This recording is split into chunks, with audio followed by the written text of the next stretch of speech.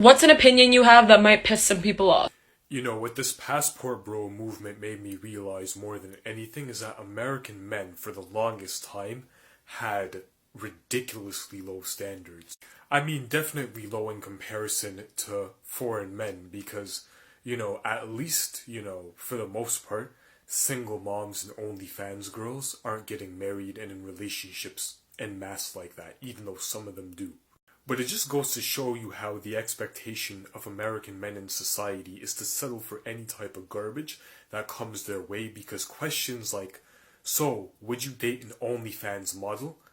Is actually a legitimate question or considered not a stupid question in this society. Where I'm from, a woman wouldn't be stupid enough to ask that question because that's common sense. Nobody in my country asks why you wouldn't marry a sex worker. That's not a discussion or something that anyone asks. Or no one calls you judgmental for not wanting to do that because it's common sense. You don't do that. I mean, even the bare minimum of cooking and cleaning when they are a stay-at-home wife is something that's amazing in America, but it's the standard pretty much everywhere else. And the thing is, even though I've heard the question before, why wouldn't you marry a sex worker online? I had to bring it up again because I got this question asked to me by a pretty decent female friend. We, I guess, talk about different subjects from time to time, but she's an okay individual. But she asked me that question, and I realized that even though I've heard it before, the question sounds even dumber when asked to you in person. That's about as stupid as asking, why wouldn't you trust a serial killer to watch your kids? Why wouldn't you stick your hand in a wasp nest? Why wouldn't you put your hand on a burning stove? It's just one of those questions where it almost sounds rhetorical, but they're serious when they're asking. And that's why it's no surprise that American women, especially women of the melanated demographic, hate the passport bros so much because the bar is going to rise.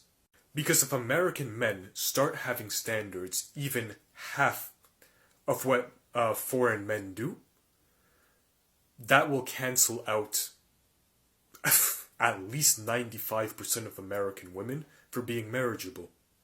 And they know it too because, look, they know that not only are foreign men not coming to America to wife them up, and the stats say a lot of them, or an increasing number of them, are going to die alone as cat ladies by 2050. But they know they can't carry their mess from America to more patriarchal country. If American men won't tolerate it, why would they? Yo, what's up guys? Back again with another video for the Passport Bros. First and foremost, please hit that like, comment, subscribe button. It helps the channel a lot and I appreciate it dearly. Today we got a great video. Oh man, this guy was hitting every point, man. Every essential, he was hitting it, man. He was definitely on point with this one. First and foremost, the low standards topic. Us men here in the West, we have such low standards compared to other men in the world. And it's crazy because they make us feel guilty with the same low standards that we're asking. Like, what we're asking for is not much at all. It's very low. It's yes, it's low, but it's more so realistic. Our standards are realistic. We're asking for what we can actually get. We're asking for what we think we actually deserve based off of what we're actually bringing to the table. We're not asking for anything that's out of this world that isn't what we actually deserve. And what we deserve is based off of what we actually bring.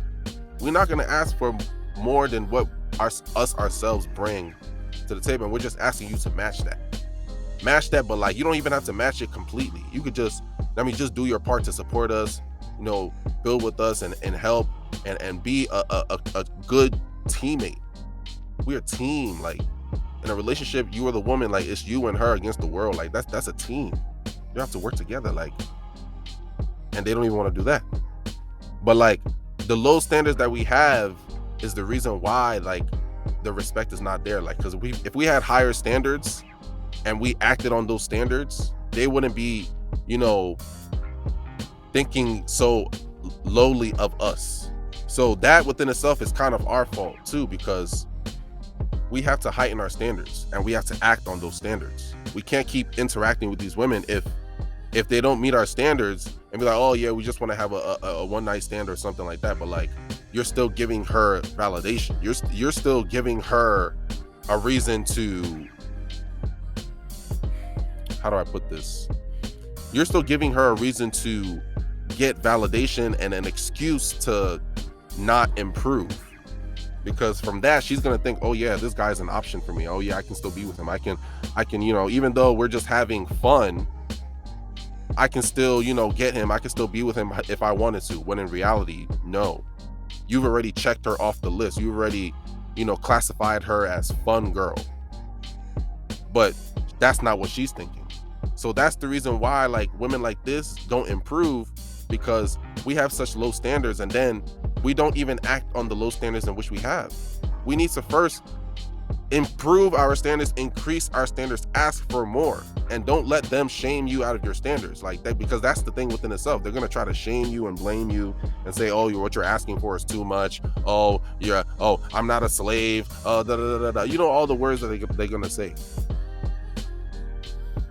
And even with that, if they're going to say, okay, if asking you to cook and clean is slave work, well then me going out and working all day, working a 10-hour shift, working overtime just to make money for you and to support you and buy things for you, that's slavery.